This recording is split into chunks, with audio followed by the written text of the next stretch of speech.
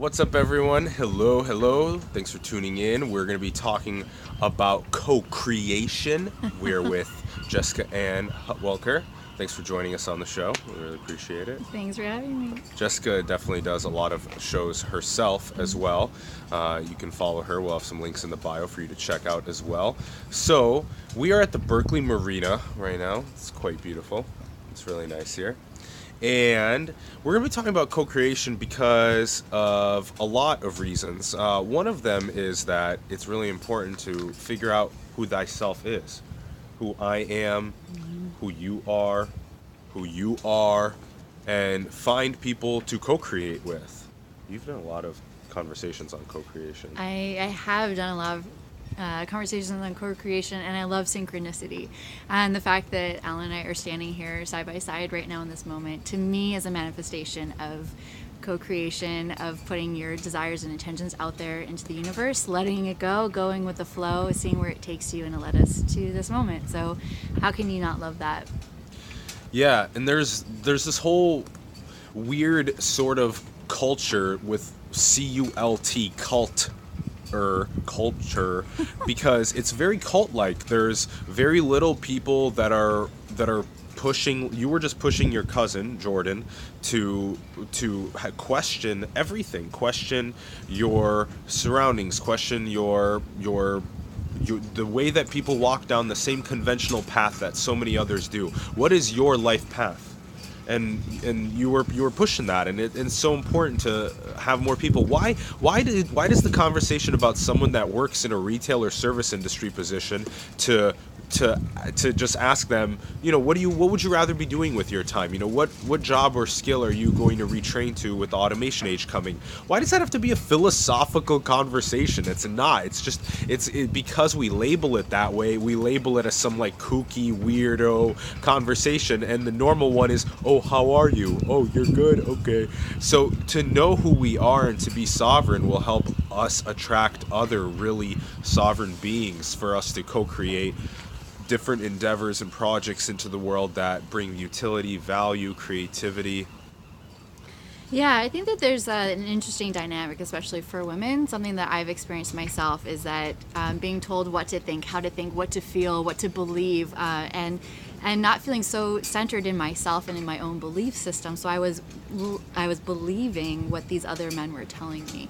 And so for me to finally get really centered in who I am and feeling so confident in that and honoring and trusting in my own intuition and all of that has changed my entire life, but also being a sovereign of my life. And that's something that I've really, really experienced the last couple of months, is that I own everything that's happened in my life. I'm taking full responsibility. Everything is my choice. Nothing has been done to me. I have allowed all of it to come to me for whatever reason it is. And there might be some distinctions. I know people have that, but what if it's okay. But if you really just owned, this is my life, and this is my responsibility, and I can create anything that I want. And I understand, because I was very much in the victim state. I have plenty of stories, sob stories to tell anybody, and I used to do that. But when I understood the importance of owning my life and knowing that I can create anything that I want and that I can co-create with someone, again, that's why I'm standing here right now and having this really fantastic conversation on a beautiful day with this beautiful man. I mean, that is what's possible when we're willing to take hold of our life and stop putting the responsibility on other people's plates. It's not there, it's ours. So that's how I feel about sovereignty. I like that. That also kind of takes the ball and moves it into our court, that it is totally in my own control to live whatever life that I want to envision. And just the fact that we don't future author what we want to do that day, that week, that month, that year with our lives and who we want in our lives, both in the creative endeavors we pursue and the romantic endeavors we pursue, that we need to author those futures that we want to see, and in order to do so we have to envision them and go through that process. And I like how you said that we're not focusing on all of the different things that each one of us has traumatic things that has happened to us. But so okay, next is another really exciting topic. Okay, this one's really exciting for me because I had a... Wait, should we talk about what the kind of relationship you'd want, though? Yeah, sure. So, Jessica asked, she asked me a really good question, which was, what would be the most high vibe relationship that you could envision? And it took me a little bit to think about an answer, and the answer was s- extremely spiritual, emotional, intellectual, sexual, and at the highest sort of vibration, to the point of where we're just amplifying each other to godlike states, and we're building the future together, co-creating. And so, Jessica herself has like a list, a huge list of yeah, I mean, it's really powerful. It's like a long list of things that she's looking for in people that she co-creates with. And I think that's really important. If you're not going to make a list, you're gonna just have whoever show up, and that's a really good way to manifest what you want, is to have that sort of list. So if Go I ahead. can add, Go ahead. yeah, okay. So in the past, right, we've been in relationships and we've been in this kind of stagnation, right? For me, when I was looking at potential partners, I'd be thinking about the potentiality of a longevity of a relationship that, oh, thank you. Longevity, like, okay, is this someone I can see 10 years from now, 15 years from now, 20? And I was like, whoa, this is an old paradigm that doesn't work anymore, because I keep evolving and shifting and transforming so much that no longer fits my paradigm.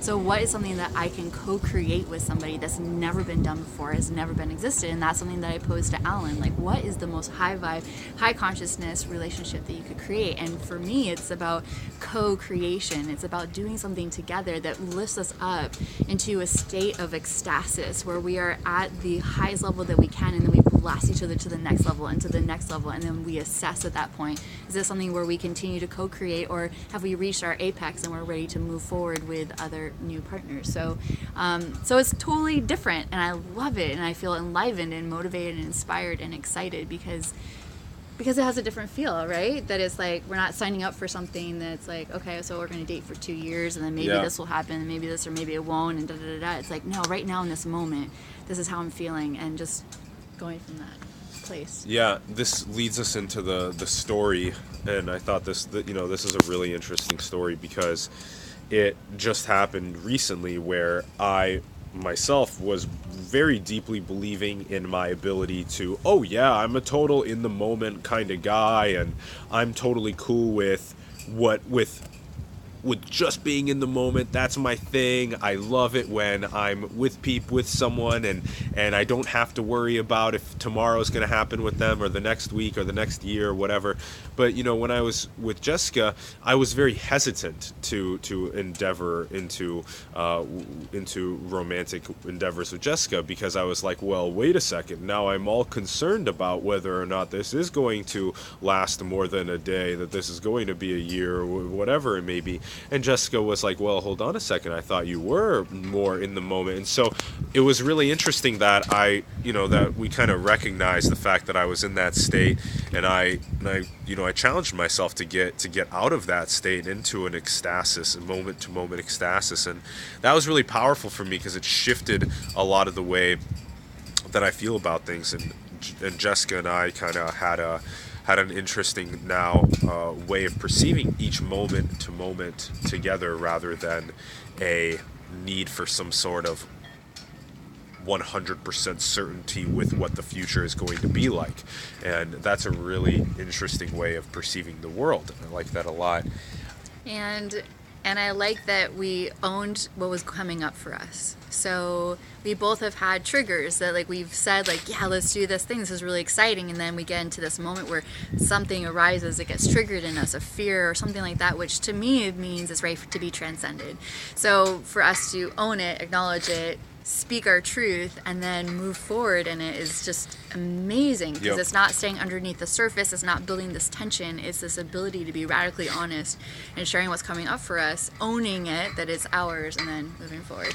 So I love that. Yeah, and one more switch. And then there's this sort of point about the way that, yeah, not only are you going to admit and take responsibility for yourself, but I got it. This last part about the way that whoever you end up picking, Jessica was like, yeah, sure. So you can have a 1 + 1 = 2, or you can have a 1 + 1 = 1,000,000, and I thought that was pretty interesting. I also thought that if this analogy that we sort of have been discussing the last like week or so is just that if you find yourself as a sprinkler in a lawn, and the person that you're co-creating with is also a sprinkler in a lawn, and if you guys are kind of stacked on top of each other in the exact same location, you're going to water the same patches of grass. But if you're two sprinklers that are pretty far away from each other, you can water parts of, you can cross-pollinate. So Jessica's sprinkler is located in an area of grass that's a little further from mine in many ways, and so she's watering patches of grass, and I'm learning from her watering those patches of grass because my sprinkler can't reach there, and vice versa is true with my sprinkler. And so we found that analogy to be very interesting, and we can see where exactly some people prefer to have sprinklers all stacked on top of each other. And that's great. Maybe they end up growing greener grass and taller grass and stuff like that in those areas. 3-foot radiuses, right? But to me, the thought of us cross-pollinating and the water that he can reach on my side that I don't even see is possible. So what would be dry right by my sprinkler, now he can water it and nurture it and give it some life. And same thing for me, that I can bring light over and water, refreshment into these areas in his area that he cannot reach. So to me, that's just so much more beautiful, is that this cross-pollination kind of idea that when we all work together and as co-creators and co-partners, that we can create something, a much beautiful lawn that everything is covered. Yeah, and that also speaks to the whole color wheel idea that, Jessica was like, my job's not to be Mother Teresa, to go into the streets of Calcutta and go and directly up. That's why a lot of people on the streets of San Francisco that are $100,000 a year developers, designers, whatever, that they're not going and doing direct one-on-one help to people that are homeless. There are these different colors on the color wheel. There are certain people that want to go and do that type of work, the direct one-on-one to homeless work. There are other people that want to potentially do some sort of overarching strategy around what can be done on a raising consciousness level across the planet in order to raise the vibe. It's very, so different people have different colors. The same thing with their co-creative partners that they're endeavoring with, different flavors. And no color is more important than the other. So understanding that every contribution matters is just finding what brings you joy. So if you're picking a cause because you feel sorry for them, that actually does not help the situation, in my opinion, from what I understand. It's when you find something that brings you joy,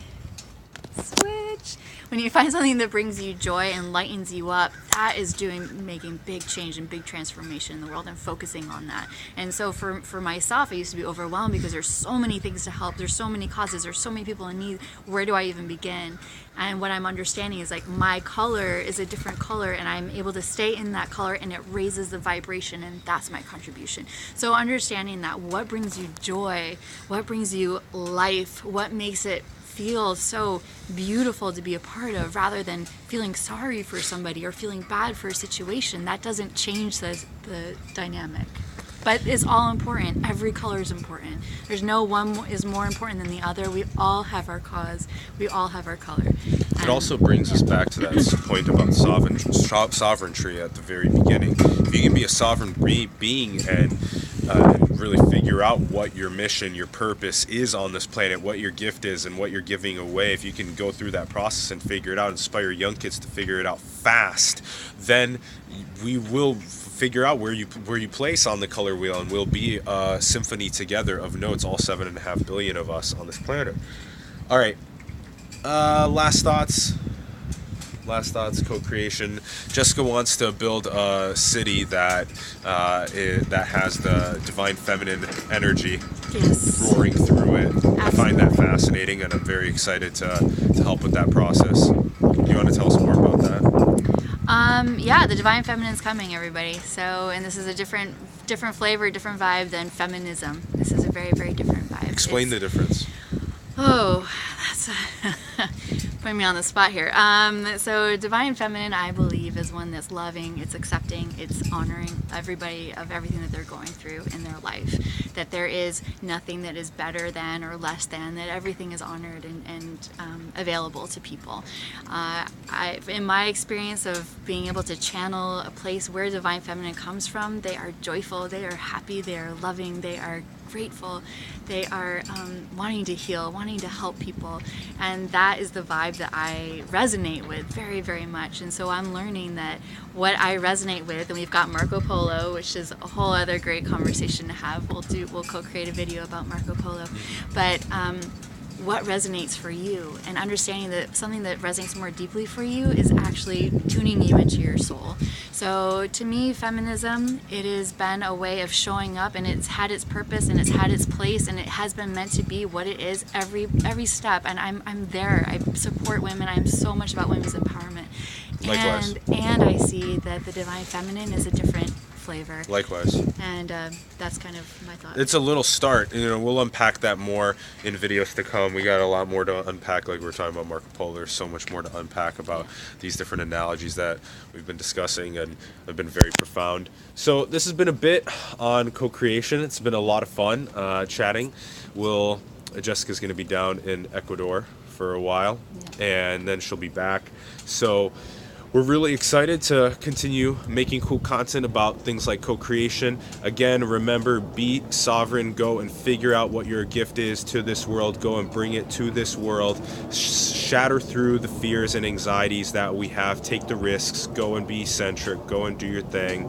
And also, pick your color. Pick your color. The one that brings you joy.